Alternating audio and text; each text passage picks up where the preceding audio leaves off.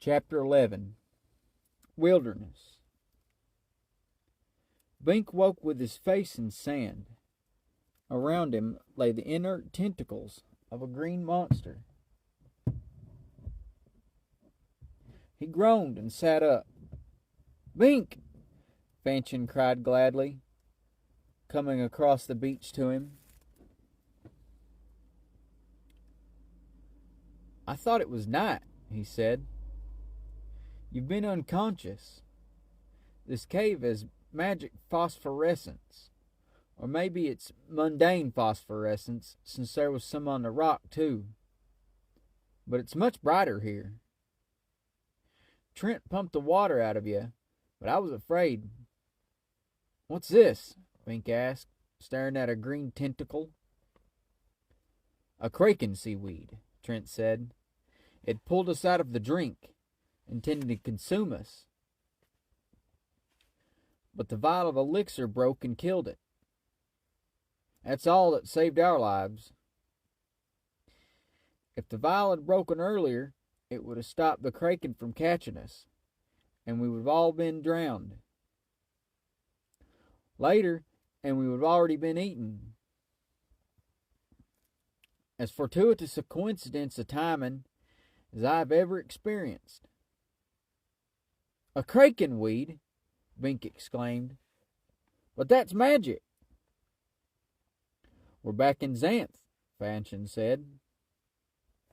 "But I conjecture that the whirlpool drew us down below the effective level of the shield," Trent said. "We passed under it. Perhaps the presence of the elixir helped. A freak accident. And I'm certainly not going to try to reverse that route now. I lost my breathing apparatus on the way in. Luckily, I got a good dose of oxygen first." Okay, so that back there before that's what that was about. Trent lifting the monster face or whatever while Bink was having a nighttime hallucination from fear. That was some sort of breathing apparatus. And I like how Trent's like, "Luckily I got a good dose of oxygen first," like Bink knows what oxygen is.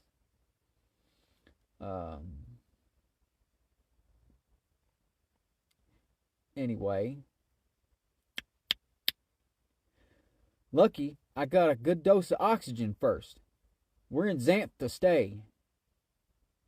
"I guess so," Bink said dazedly. He'd gradually become accustomed to the notion of spending the rest of his life in Mundania. It was hard to abandon that drear expectation so suddenly.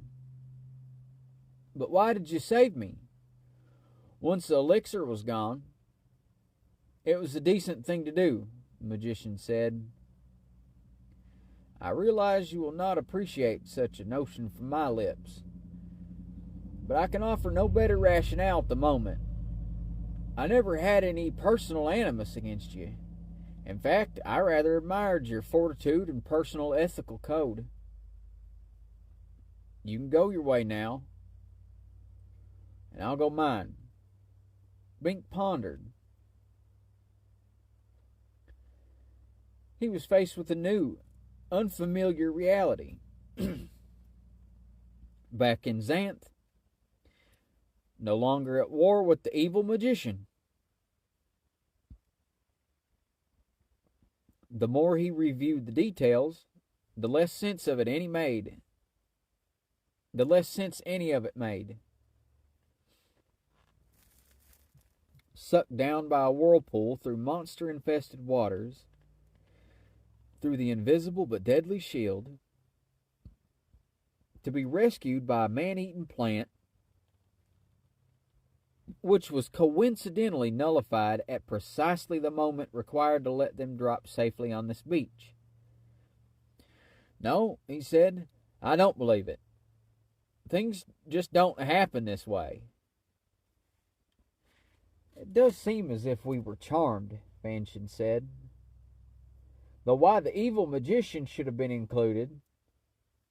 Trent smiled. Naked, he was fully as impressive as before. Despite his age, he was a fit and powerful man. It does seem ironic that the evil should be saved along with the good. Perhaps human definitions are not always honored by nature, but I, like you, am a realist.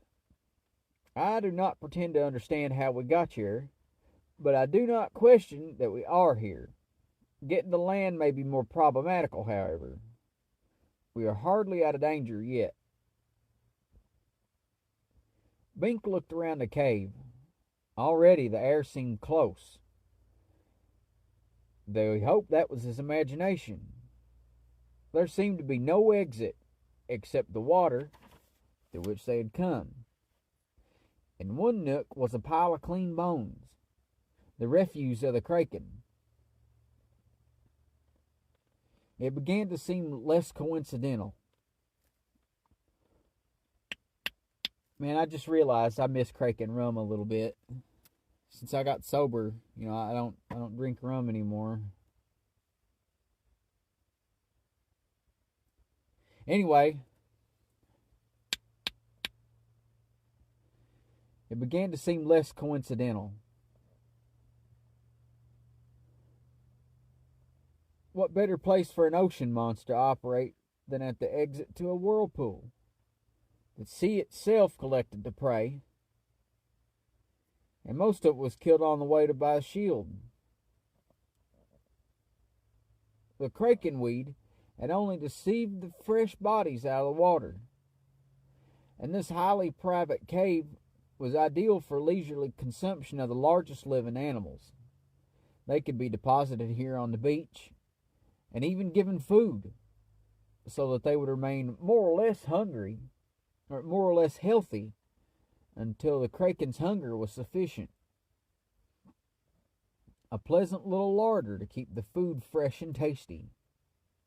Any that tried to escape by swimming past the tentacles, ugh. So the kraken could have dropped the human trio here, then been hit by the elixir. Instead of split-second timing, it became several-minute timing.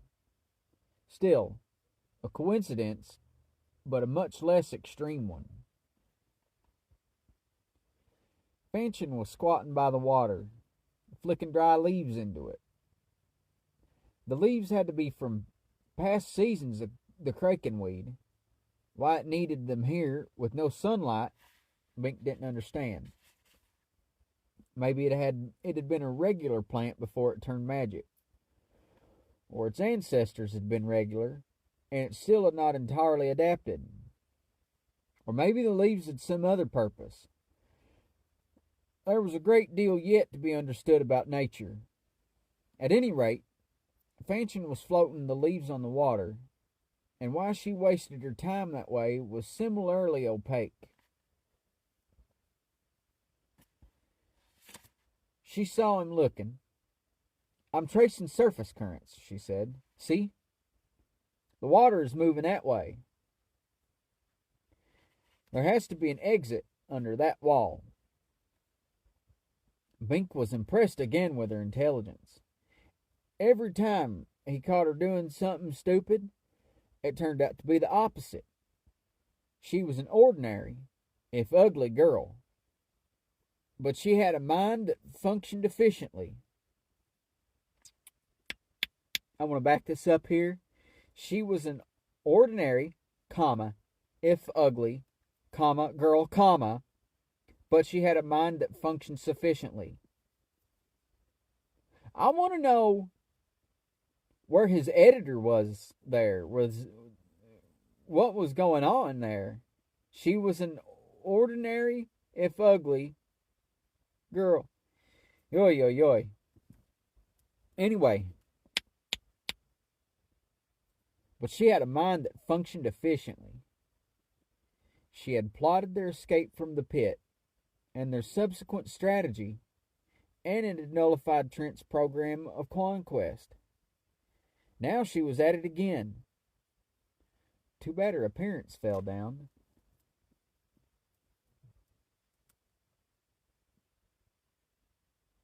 Yeah, that is pretty wild. I hadn't thought of that before.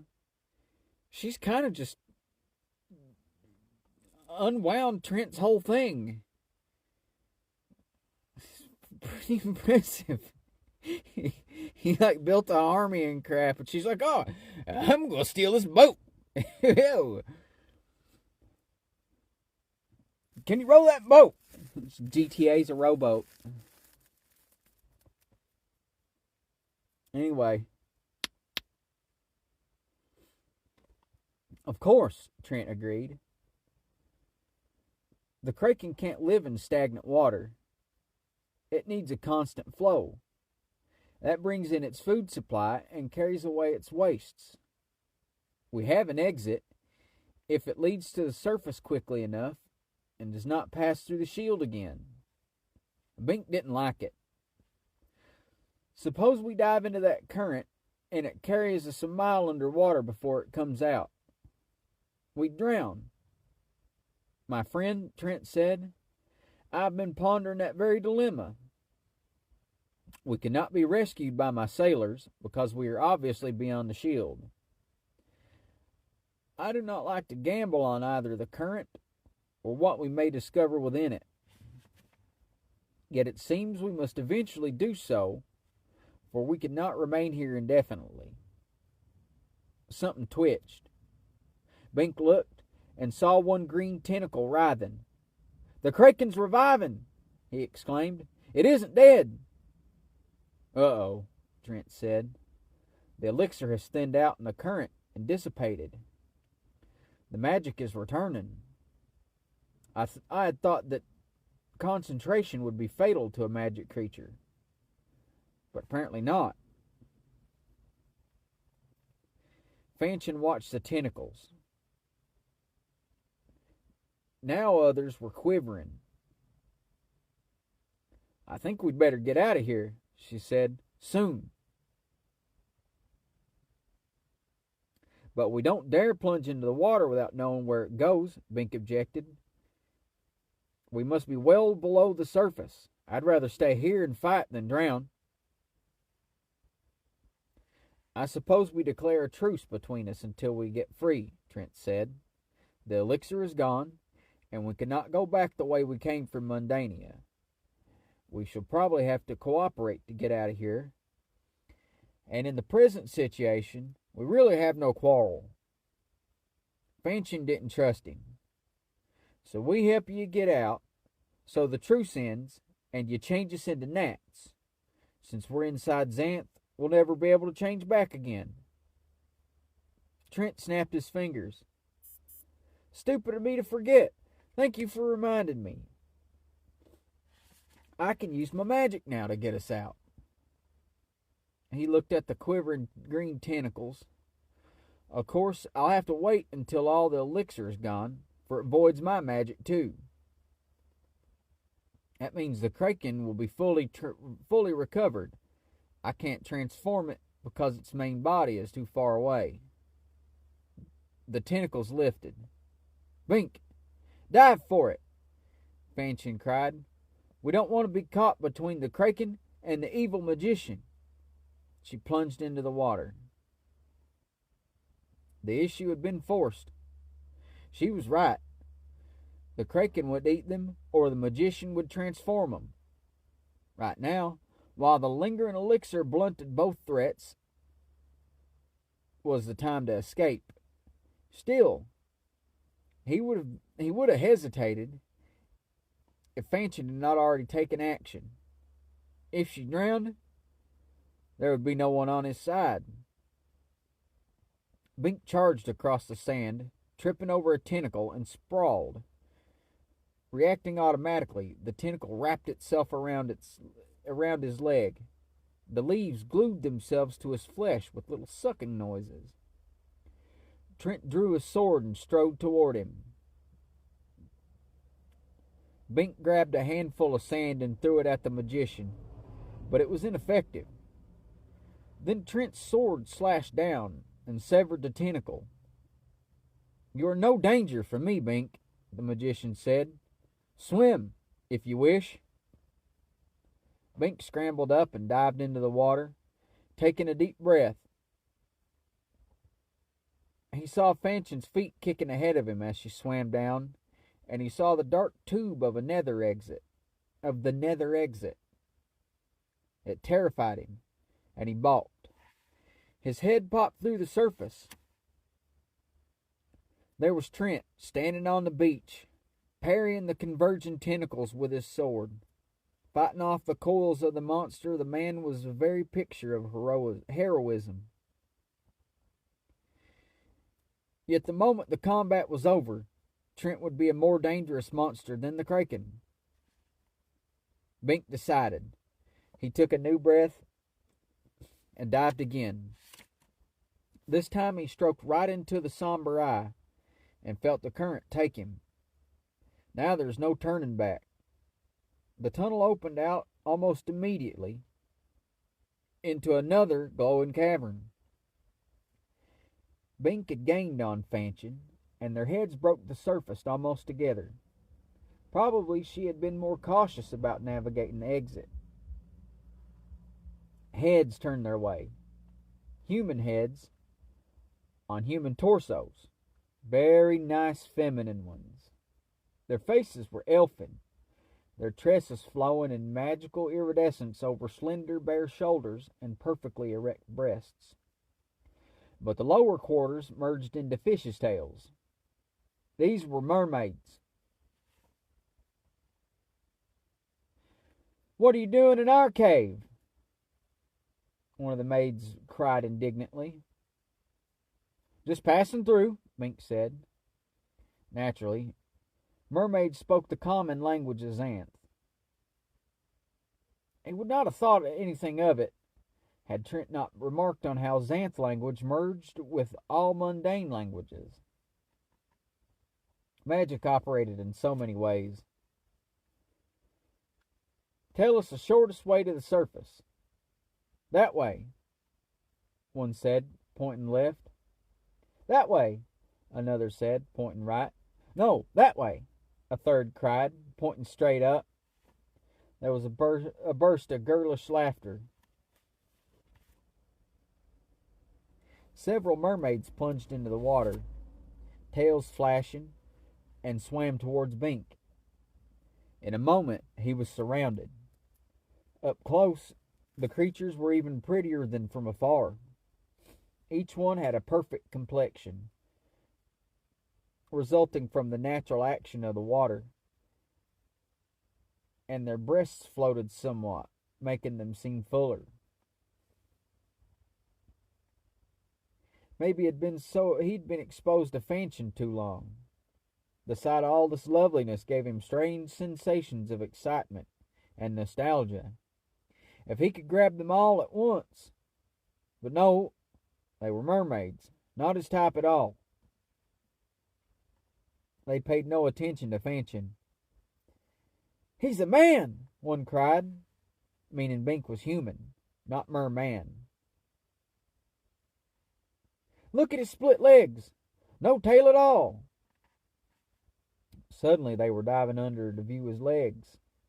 Bink, naked, found this distinctly awkward. Yeah, you guys got to remember, they've been naked since the boat thing for like 2 chapters now or something like that. They've just been naked.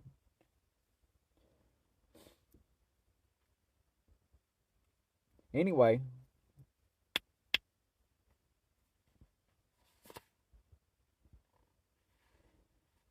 they began to put their hands on him, kneading the unfamiliar musculature of his legs.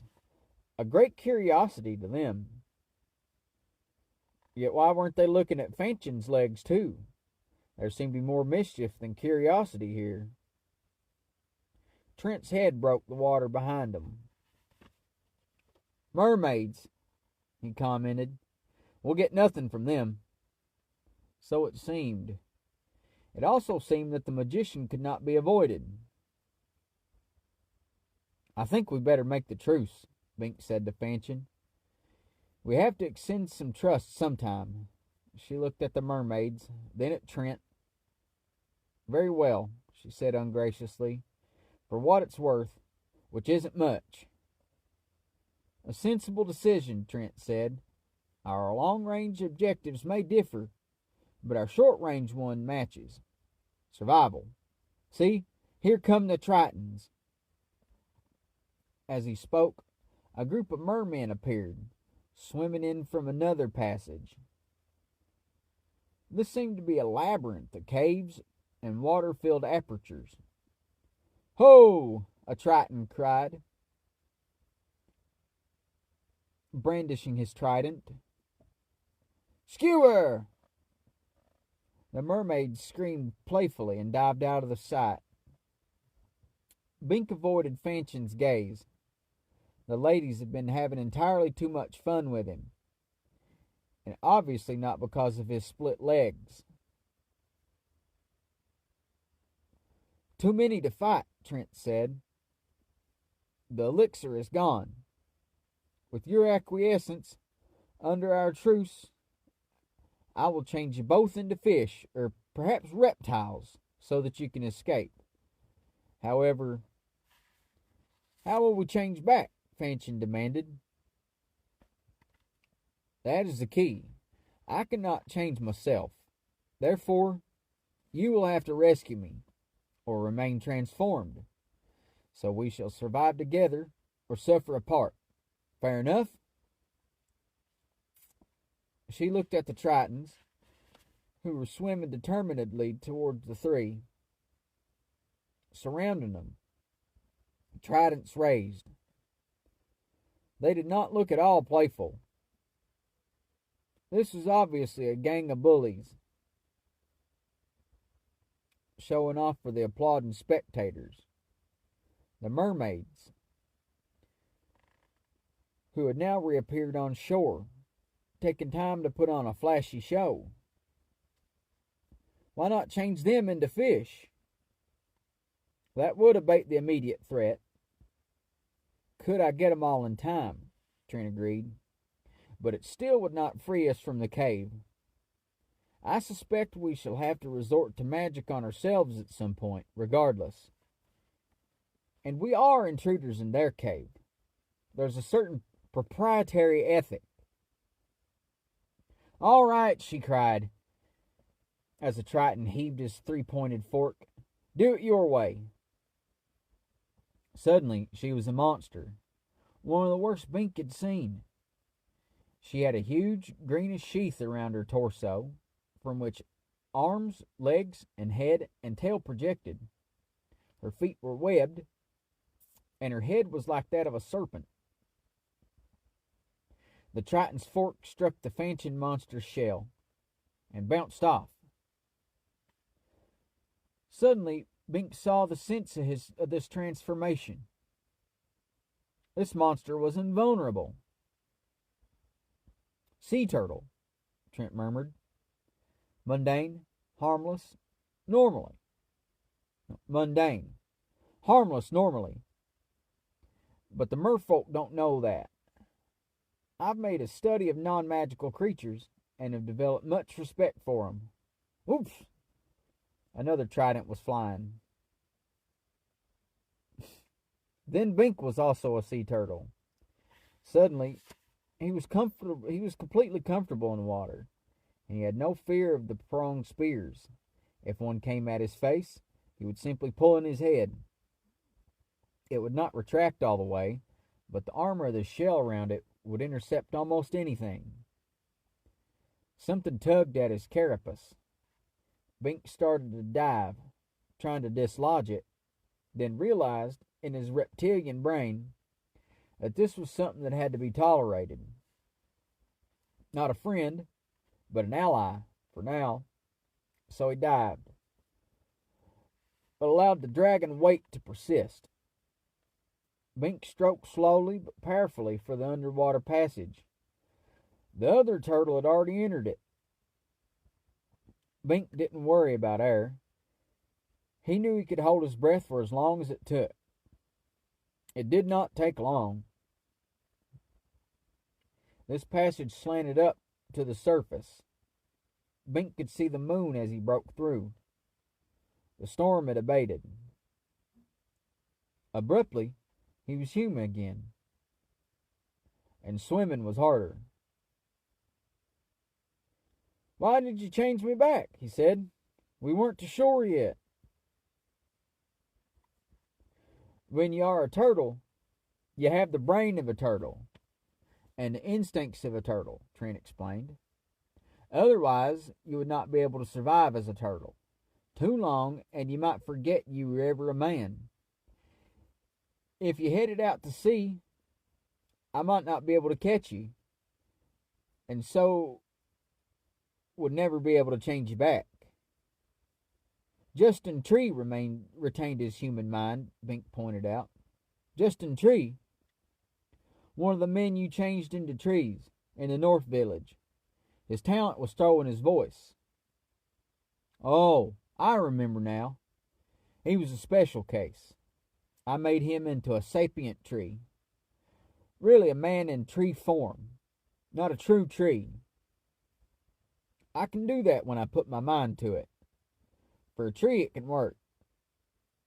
But a turtle needs turtle reflexes to deal with the ocean." Bink didn't follow all that, but he didn't care to debate it. Obviously, cases differed. Then Fanchon reappeared in human form. "Well, you honored the truth," she said grudgingly. "I didn't really think you would." "Reality must intrude sometime," Trent said. "What do you mean by that?" she demanded. "I said we are not out of danger yet. I believe that is a sea serpent on its way." Bink saw the huge head, and there was no question. The monster had seen him. It was big. The head was a yard across. "Maybe the rocks," Bink cried, orienting on the outcropping that marked the exit from the Triton's cave. "That thing's a huge, long snake," Fanchon said. "It could reach right down into the cave, or coil right around the rocks. We can't escape it in this form." "I could change you into poisonous jellyfish that the serpent would not eat," Trent said, "but you might get lost in the shuffle. It also might not be wise to be transformed more than once a day. I've not been able to verify this during my exile, for obvious reasons, but I'm concerned that your systems may suffer a shock each time. Besides which, the monster could still eat you," Fanchon said. "You have a very quick mind." Trent agreed equably. Agreed equably. "Therefore, I shall have to do something I dislike. Transform the monster." "You don't want to transform the sea serpent?" Bink asked, surprised. The thing was now quite close. Its small red eyes fixed on the prey. Saliva dripped from its giant teeth. "It is merely an innocent creature going about its business," Trent said. "We should not enter its waters if we do not wish to participate in its mode of existence. There's a balance in nature, whether magical or mundane, that we should hesitate to interfere with." "You have a weird sense of humor," Fanchon said sourly. "But I never claimed to understand the nuances of evil magic. If you really want to protect its lifestyle, transform it into a little fish until we get to shore, then transform it back." "And hurry!" Bink cried. The thing was now looming over them, orienting on its specific targets. "That would not work," Trent said. "The fish would swim away and be lost. I must be able to identify the particular creature I mean to transform. And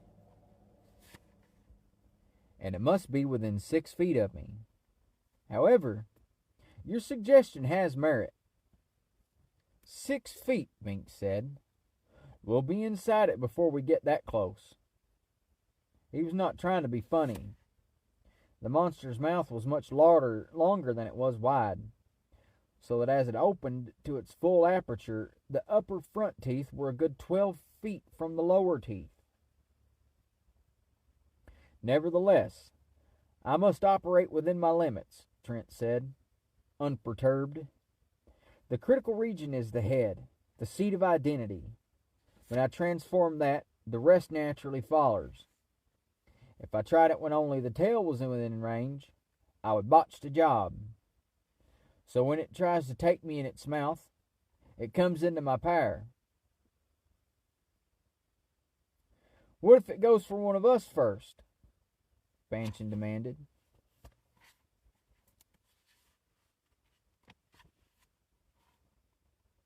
Suppose we're more than 6 feet from you. I suggest you arrange to be within that radius, Trent said dryly.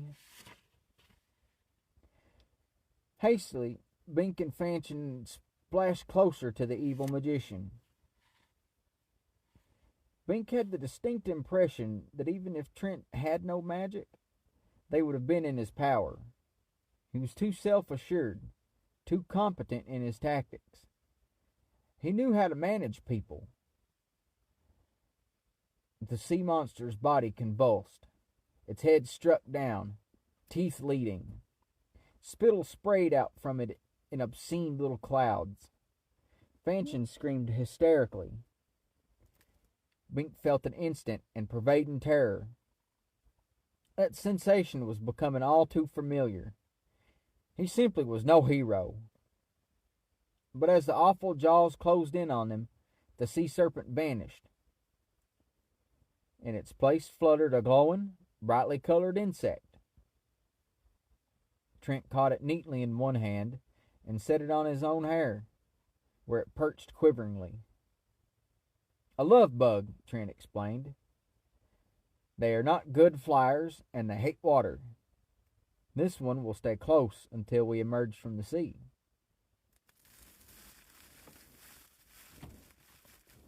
Now the three swam for shore. It took them some time, for the sea remained choppy, and they were tired. But no other creatures bothered them. Apparently, no lesser predators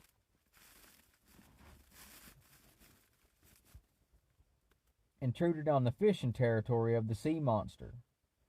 An understandable attitude, but probably within hours a host of aggressive forms would converge if the sea monster did not return.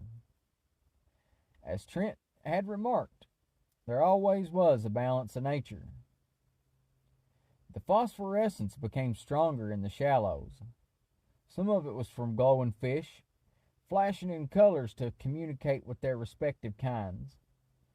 Most of it was from the water itself, washes of pale green, yellow, orange. Magic, of course, but for what purpose? There was so much Bink saw, wherever he went, that he did not understand. At the bottom he saw shells, some lighted around the fringes, some glowing in patterns. A few vanished as he passed over them. Whether they had become truly invisible or merely doused their lights out, he could not tell. Regardless, they were magic, and that was familiar. Belatedly, he realized that he was glad to be back among the familiar threats of Xanth. Dawn was coming as they reached the beach. The sun pushed up behind the clouds over the jungle and finally burst through to bounce its shafts off the water.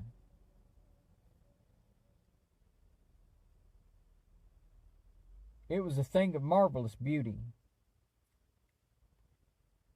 Bink clung to that concept because his body was numb with fatigue. His brain locked onto the torture of moving limbs, over and over, on and on. At last he crawled up on the beach. Fanchon crawled beside him. "Don't stop yet," she said. "We must seek cover, lest other monsters come, from the beach or jungle." But Trent stood knee-deep in the surf, his sword dangling from his handsome body. He was obviously not as tired as they were. "Return, friend," he said, flicking something into the sea. The sea monster reappeared, its serpentine convolutions much more impressive in the shallow water.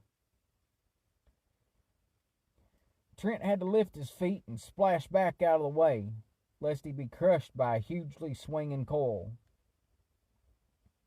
But the monster was not looking for trouble now.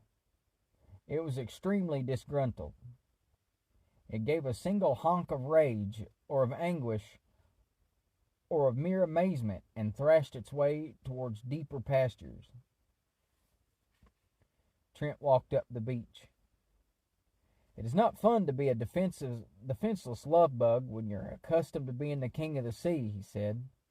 I hope the creature does not suffer a nervous breakdown. He was not smiling. There was something funny, Bink thought, about a man who liked monsters that well. But of course Trent was the evil magician of the contemporary scene. The man was strangely handsome, mannerly, and erudite, possessed of strength, skill, and courage. But his affinities were to the monsters more than to the men. It would be disastrous ever to forget that. Odd that Humphrey, the good magician, was an ugly little gnome in a forbidden castle, selfishly using his magic to enrich himself, while Trent was the epitome of hero material. The sorceress Iris had seemed lovely and sexy, but was in fact nondescript. Humphrey's good qualities were manifest in his actions, once a person really got to know him. But Trent, so far, had seemed good in both appearance and deed, at least on the purely personal level. If Bink had met him for the first time in the Kraken's cave and hadn't known the man's evil nature, he would have never guessed it. Now Trent strode across the beach, seeming hardly tired despite the grueling swim. The nascent sunlight touched his hair, turning it bright yellow. He looked in that instant like a god, all that was perfect in a man.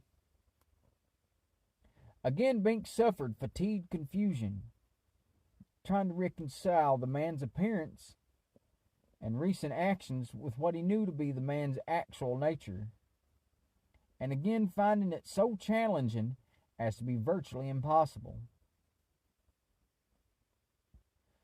Some things just had to be taken on faith. I've got to rest. Sleep, Bink murmured. He muttered, I can't tell evil from good right now.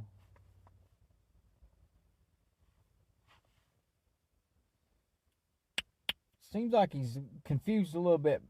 Maybe he's having whatever. Anyway, Fanchon looked towards Trent. I know what you mean, she said, shaking her head so that her ratty hair shifted its wet tangles.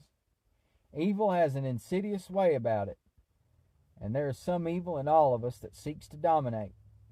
We have to fight it, no matter how tempting it becomes. Trent arrived. We seem to have made it, he said, cheerfully. It certainly is good to be back in Xanth, by whatever freak of nature. It certainly is good to be back in Xanth, by whatever freak of fortune.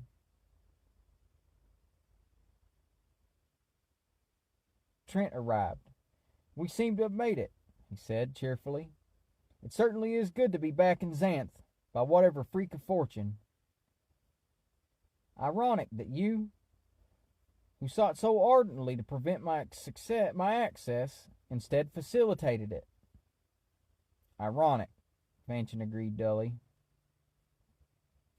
I believe this is the coast of the central wilderness region, bounded on the north by the Great Gap.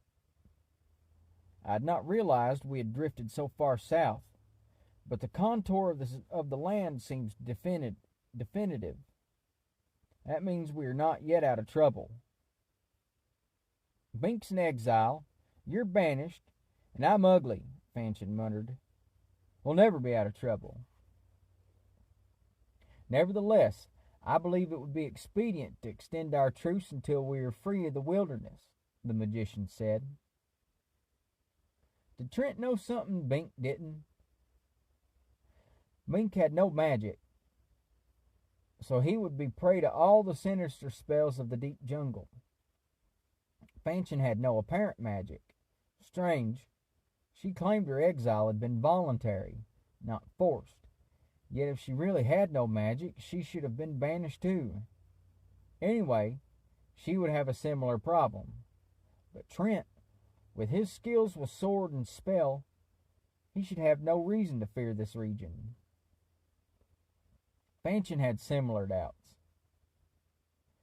As long as you're with us, we're in constant danger of being transformed into toads. I can't see that the wilderness is worse. Trent spread his hands.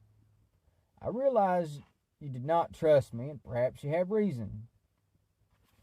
I believe your security and mine would be enhanced if we cooperated a little longer. But I shall not force my company on you. He walked south along the beach. He knows something, Bink said. He must be leaving us to die, so he can be rid of us without breaking his word. Why should he care about his word? Fanchon asked. That would imply he is a man of honor. Bink had no answer. He crawled to the shade and concealment of the nearest tree and collapsed in the downy sward. Downy sward. S-W-A-R-D. Sward.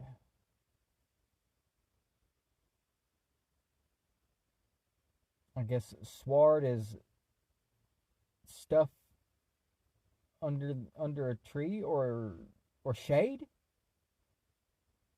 Maybe that means it's got to do with shade, since swarthy means dark. Anyway,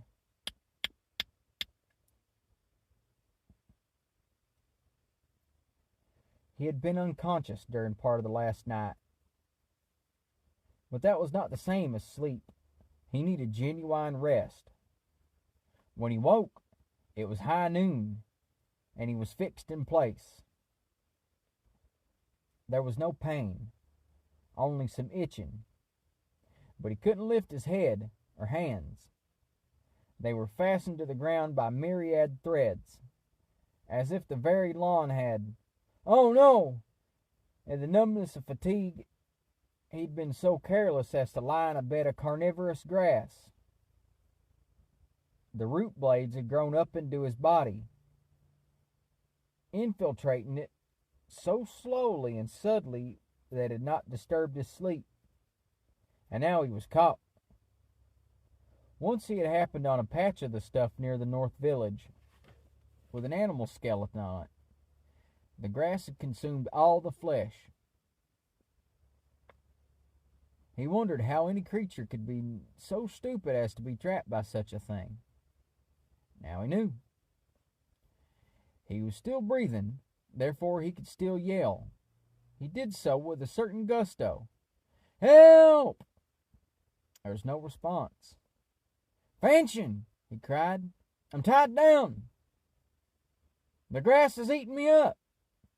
Actually, that was an exaggeration. He was not hurt, merely bound to the ground. But the tendrils continued to grow into him, and soon they would start to feed, drawing the life proteins from his flesh. Still nothing. He realized she would not or could not help him. Probably something had put a sleep spell on her. It was obvious in retrospect that there were plenty of deadly threats right here at the edge of the beach. She must have fallen into another. She might be dead already. Help! Anybody! He screamed desperately. That was another mistake. All around him, in the forest and along the beach, things were stirring. He had advertised his helplessness, and now they were coming to take advantage of it. Had he struggled with the grass in silence, he might have managed it in time to work his way free. He had awakened before it was ready for the kill, luckily. Maybe he had tried to turn over in his sleep, and his body had objected to the resistance slowly enough to throw off the stasis spell the grass was applying. If he struggled and failed, his demise at least would have been fairly comfortable, just a slow sinking into eternal sleep. Now by his noise, he had summoned much less comfortable menaces. He could not see them, but he could hear them. From the nearby tree came a rustle, as of meat-eating squirrels. From the beach came a scrape, as of hungry acid crabs. From the sea came a horrible kind of splashing, as of a small sea monster who had sneaked into the territory of the big sea monster. Trent had transformed. Now this little one struggled to get out of the water and cross to the prey before it was gone. But the most dreadful sound of all was the pound, pound, pound, pound of the footfalls of something deep in the forest, large and far away, but moving extremely rapidly. A shadow fell on him. "Hi!" a shrill voice cried. It was a harpy, cousin to the one he had met on the way back to the north village. She was every bit as ugly, smelly, and obnoxious, and now she was dangerous. She descended slowly, her talons reaching down, twitching. The other harpy had seen him healthy, so had stayed well out of reach, though she might have descended had he actually drunk from the spring of love. Ugh! This one saw him helpless. She had a human face and human breasts, so was in that sense female, like the mermaids. But in lieu of arms, she had great greasy wings, and her body was that of a gross bird, and she was a dirty bird. Not only were her face and breasts grotesquely shaped, grime was caked on them. It was a wonder she could fly at all. Bink had not the opportunity or desire to appreciate the qualities of the prior harpy at close range. Now he had a really excellent nether view. Double ugh. The mermaids had represented much that was lovely in the female form. This harpy was the ugly aspect. She made Fanchon look halfway decent in comparison. At least Fanchon was clean. She dropped on him, claws clutching and unclutching in air, in anticipation of the glob of entrails they were about to rip out of his exposed gut. Some of the nails were broken and jagged. He caught the odor of her, a stink like none he remembered. "Oh, you big handsome hunk of meat," she screeched. "You look good enough to eat. I can hardly choose what to take first." And she burst into maniacal laughter. Bink, absolutely horrified, put forth the supreme effort of his life and wrenched one arm free of the grass. Little roots trailed from it, and the separation was painful. He was lying partly on his side, one cheek anchored, so he had a very limited field of vision, but his ears continued to bring him the dreadful news of the threats about him. He struck at the harpy, scaring her off for the moment. She was of course a coward. Her character matched her appearance. Her wings fluttered heavily. A soiled feather drifted down. "Oh, you naughty boy," she screeched. She seemed to be unable to converse in anything less than a screech. Her voice was so harsh as to be almost incomprehensible. "Oh, goozle your gizzard for that!" And she emitted her horrible cackle again. But now a shadow fell on Bink, from something he could not see, but the outline was awful. He heard heavy breathing, as of some great animal, and smelled its carrion-coated breath, which for the moment overrode the stench of the harpy. It was the thing from the sea, its feet dragging as it hunched forward. It sniffed him, and the other creatures stopped moving in, afraid to stand up to this predator, all except the harpy. She was ready to heap vilification on anything from the safety of the air. "Get away, Argus!" she screeched. "He's mine, all mine, especially his gizzard." And she dropped down, again, forgetting Bink's free arm. For once Bink didn't mind. He could fight off the dirty bird. But this other thing was too much for him. Let her interfere all she wanted. The unseen thing snorted and leaped, passing right over Bink's body with amazing agility. Now he saw it. Body and tail of a large fish. 4 stout short legs terminating in flippers. Tusked head of a boar. No neck. 3 eyes were set along its torso. The middle one set lower than the others. Bink had never seen a monster like this before. A land-walking fish. The harpy flew up out of the way just in time, narrowly missing being gored by the thing's semicircular horns.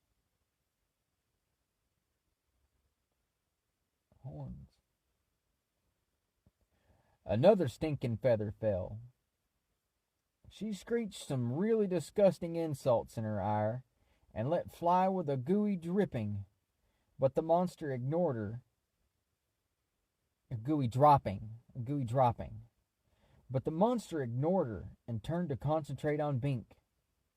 It opened its mouth, and Bink made a fist to punch it in the snout, for what little good that might do, when abruptly it paused, gazing balefully over Bink's shoulder. "Now you'll get it, Argus!" Even the harpy screeched gleefully. No. The harpy screeched gleefully. "Even a fishy lout like you can't ignore Catoblepus." And that word is Catoblepas. So that could be Catoblepas. But I'm going to say Catoblepas because I like the way that sounds. Mink had never heard of either Argus or Catoblepas. But another quake of deep misgiving went through him. He felt the muzzle of the hidden monster nudge him. It was oddly soft, but such was its power that it ripped him half out of the grass. Then the pig-snouted Argus charged, furious that its meal should be taken away. Bink dropped flat again, letting the slimy flippers pass over him, and their impact dislodged more of his body. He was getting free. The two brutes collided. "Sick of monsters?" the harpy screeched, hovering overhead. In her excitement over this mischief, she let fall another large, squishy dropping, which just missed Bink's head. If only he had a rock to throw at her. He sat up. One leg remained anchored, but now he had an anchorage to rip out of the clutch of the demon weed. It didn't even hurt this time. He looked at the battling monsters and saw the snake-like hair of the Catoblepus twined around the head of the Argus, gripping it by horns, ears, scales, and eyeballs, anything available. The body of the Catoblepus was covered with reptilian scales, from its gorgon head to its cloven hooves, invulnerable to the attack of the Argus. In overall shape, it was like any quadruped, not at all that remarkable, but that deadly, writhing, prehensile head hair. What a horror! Had he really wanted to return to magic Xanth? He had so conveniently forgotten its uglier aspect. Magic had as much evil as good. Maybe Mundania really would have been better. Fools! The harpy cried, seeing Bink loose. He's getting away! But the monsters were now enmeshed in their own struggle, and paid her no attention. No doubt the winner would feast on the loser, and Bink would be superfluous. She darted down at Bink, forgetting all caution. But he was on his feet now, and able to fight. He reached and caught her by one wing, trying to get his hands around her scrawny throat. He would gladly have strangled her, in a sense strangling all the meanness of Xanth. But she squawked and fluttered so violently that all he got was a handful of gummy feathers. Bink took advantage of his luck and ran away from the fray. The harpy fluttered after him for a moment, screeching such hideously foul insults that his ears burned, but soon gave up. She had no chance of overcoming him by herself. Harpies were basically carrion feeders and thieves, not hunters. It was their fashion to snatch food from the mouths of others. There was now no sign of the other creatures that had rustled and scraped toward him. They too were predators, only of the helpless. Where was Fanchon? Why hadn't she come to help him? Surely she must have heard his cries for help, if she still lived. There was no way she could have been unaware of the recent fracas. So this must mean she had to be somewhere. Maybe down by the sea, catching fish, out of hearing. She had been invaluable during the past 2 days, and unswervingly loyal to the welfare of Xanth. Without her, he could never have escaped the power of the evil magician. For intelligence and personality, she had it all over the other girls he'd met. Too bad she wasn't. He saw her, resting against a tree. Fanchon, he cried gladly. Hello, Bink, she said. Now was worry and speculation translated into ire. Didn't you see me being attacked by those monsters? Didn't you hear? I saw. I heard, she said quietly. Bink was baffled and resentful. Why didn't you help me? You could have at least grabbed a stick or thrown rocks. I was almost eaten alive. I'm sorry, she said. He took another step toward her. You're sorry? You just rested here doing nothing and... He cut off, losing the words to continue. I'm just going to say here, I don't think I like being a little dick there. Bink being a little asshole there. That wasn't cool.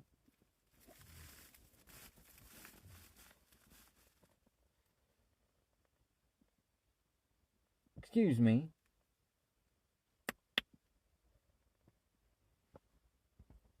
Anyway.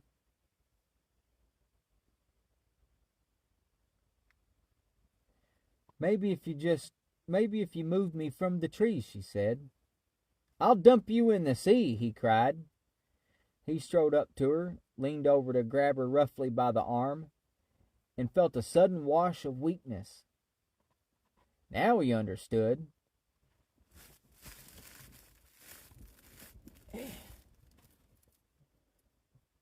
The tree had put a lethargy spell on her, and it was starting in on him. As with the carnivorous grass, it took time to take full effect. She must have settled here to sleep, as careless in her fatigue as he had been in his, and was now far gone. There was no actual discomfort to alert potential prey, just a slow, insidious draining of vitality, of strength and will, until it was all gone. Very similar to the grass,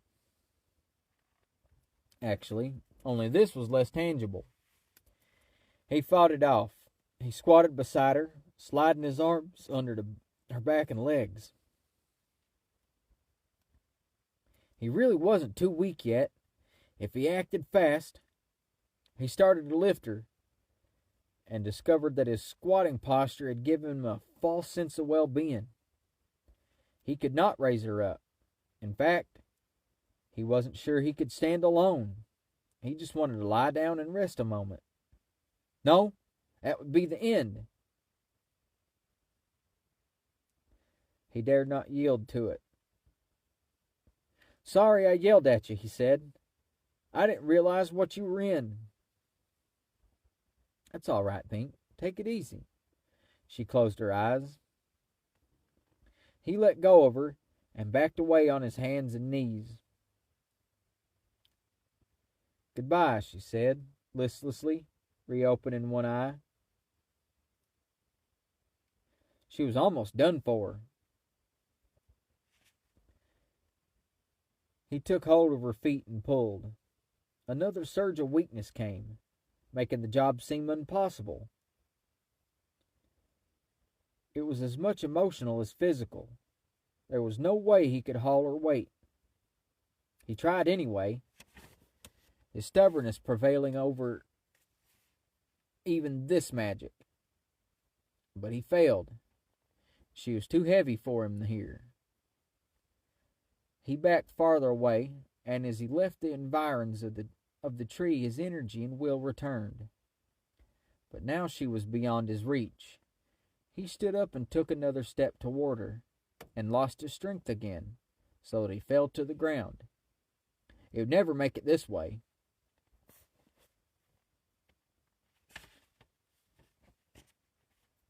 Again, he hauled himself back, sweating with the effort of concentration.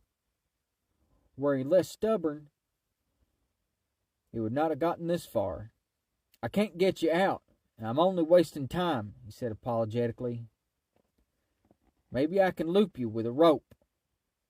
But there was no rope. He walked along the trees of the edge of the jungle and spied a dangling vine. That would do nicely if he could get it loose. He grabbed it in one hand and screamed. The thing writhed in his grasp and looped around his wrist, imprisoning it. More vines dropped from the tree, swinging toward him. This was a land kraken, a variant of the tangle tree. He was still being fatally careless, walking directly into traps that should have never fooled him. Bink dropped, yanking on the vine with his full weight. It stretched to accommodate him, twining more tightly about his arm. And now he spied a pointed bit of bone on the ground, remnant of prior prey. He swept it up with his free hand and poked at the vine with it, puncturing it. Thick orange sap welled out. The whole tree shivered. There was a high keening of pain. Reluctantly, the vine loosened, and he drew his arm free. Another close call. He ran on down the beach, searching for whatever would help him. Maybe a sharp-edged stone to cut off a vine. No, the other vines would get him. Give up that idea. Maybe a long pole? No, similar problem. This peaceful seeming beach was a morass of danger, really coming alive. Anything and everything was suspect. Then he saw a human body. Trent, sitting cross-legged on the sand, looking at something. It seemed to be a colorful gourd. Maybe he was eating it. Bink paused. Trent could help him. The magician could change the fatigue tree into a salamander and kill it, or at least render it harmless. But Trent himself was a greater long-term threat than the tree. Which should he choose? Well, he would try to negotiate. The known evil of the tree might not be as bad as the uncertain evil of the magician, but it was more immediate. Trent, he said hesitantly. The man paid him no attention. He continued to stare at his gourd. He did not actually seem to be eating it. What, then, was its fascination? Bink hesitated to provoke the man, but he did not know how long he could afford to wait. Fanchon was slowly dying. At what point would she be too far gone to be revived, even if rescued from the tree? Some risk had to be taken. Magician Trent, he said more firmly, I think we should extend the truce. Fanchon is caught and... He stopped, for the man was still ignoring him. Bink's fear of the magician began to change, much as his attitude toward Fanchon when he thought she was malingering. It was as if the charge of emotion had to be spent one way or the other, whatever the cost. Listen, she's in trouble, he snapped. Are you going to help or aren't you? Still Trent paid no attention. Bink, still weary from the rigors of the night and unnerved by his recent experiences, suffered a lapse of sanity. Damn it! Answer me! He cried, knocking the gourd from the magician's hands. The thing flew 6 feet, landing in the sand and rolling.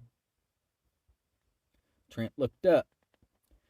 There was no sign of anger in his countenance, just mild surprise. Hello, Bink, he said. What is your concern? My concern? Bink cried. I told you 3 times. Trent looked at him, puzzled. I did not hear ye.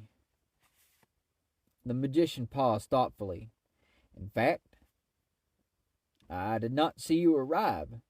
I must have been sleeping, although I had not intended to.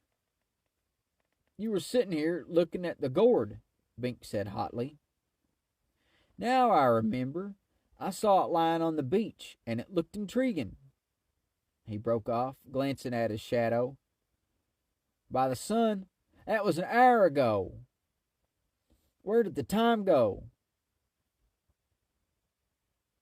Bink realized that something was amiss. He went to pick up the gourd.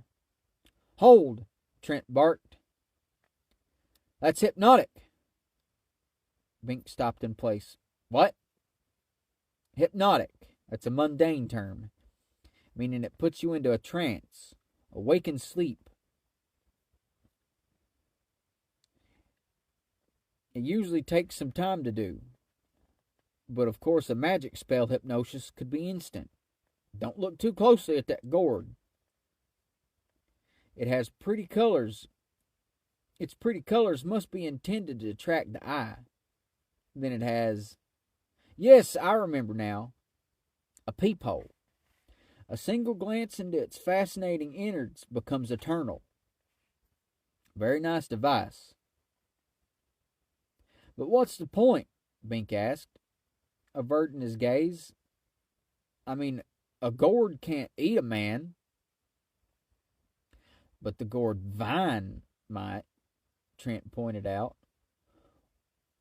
Or it may be that a quiescent living body might be excellent food for its seeds to grow in.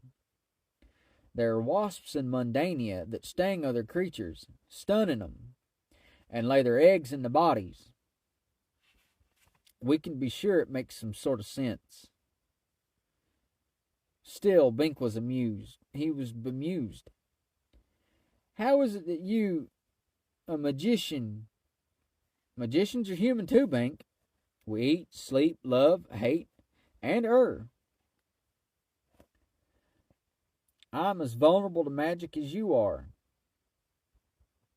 I merely have a more potent weapon with which to protect myself. If I wanted to be entirely secure, I would lock myself in a stone castle, like my friend Humphrey.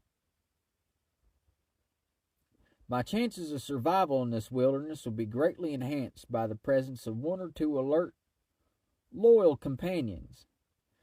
This is why I proposed the extension of our truce, and I still feel it is a good idea. It is apparent that I need help, even if you don't.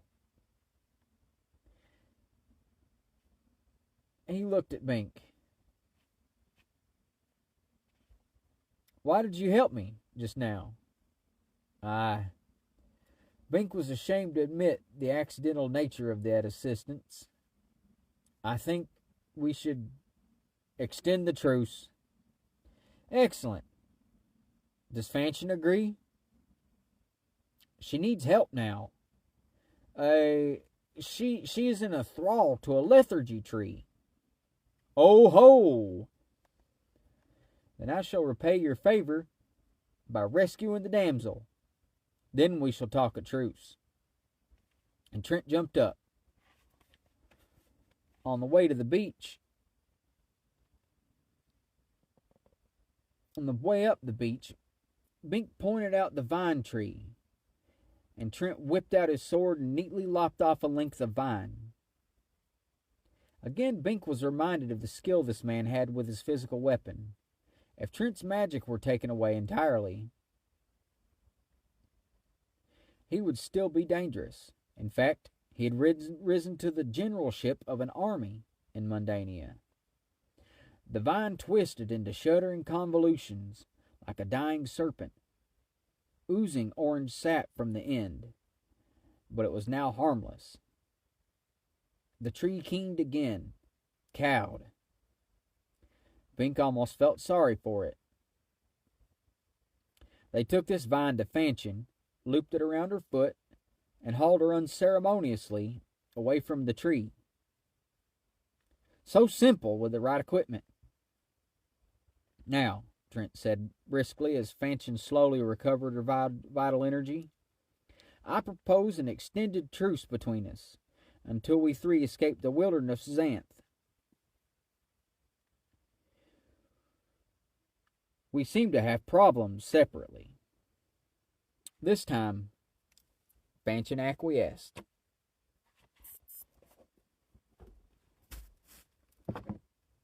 Thank you. Thank you. Oy.